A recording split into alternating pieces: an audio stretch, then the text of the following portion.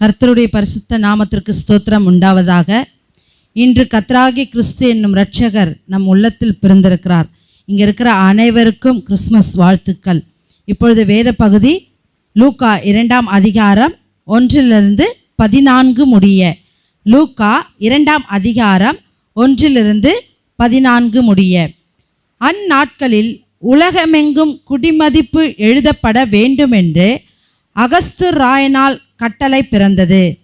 சீரியா நாட்டிலே சீரேனியோ என்பவன் தேசாதிபதியாய் இருந்தபோது இந்த முதலாம் குடிமதிப்பு உண்டாயிற்று.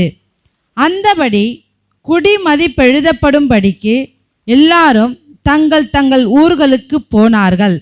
அப்பொழுது யோசேப்பும் தான் தாவீதின் வம்சத்தானும் குடும்பத்தானுமாய் இருந்தபடியினாலே தனக்கு மனைவியாக நியமிக்கப்பட்டு கர்ப்பவதியான மரியாளுடனே குடிமதிப்பெழுதப்படும்படி கலிலேயா நாட்டிலுள்ள நாசரேத்திலிருந்து யூதேயா நாட்டிலுள்ள பெத்லகேம் என்னும் தாவீதின் ஊருக்கு போனான். அவ்விடத்திலே அவர்கள் இருக்கையில் அவளுக்கு பிரசவ காலம் நேரிட்டது.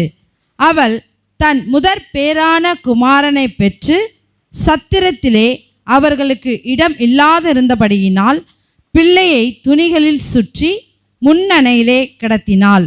அப்பொழுது அந்த நாட்டிலே மேய்ப்பர்கள் வயல்வெளியில் தங்கி ராத்திரியிலே தங்கள் மந்தையை காத்து கொண்டிருந்தார்கள். அவ்வேளையில் கர்த்தருடைய தூதன் அவர்களிடத்தில் வந்து நின்றான். கர்த்தருடைய மகிமை அவர்களை சுற்றிலும் பிரகாசித்தது. அவர்கள் மிகவும் பயந்தார்கள்.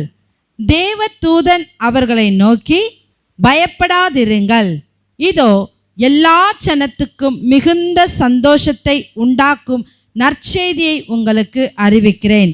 இன்று கர்த்தராகிய கிறிஸ்து என்னும் இரட்சகர் உங்களுக்கு தாவீதின் ஊரிலே பிறந்திருக்கிறார்.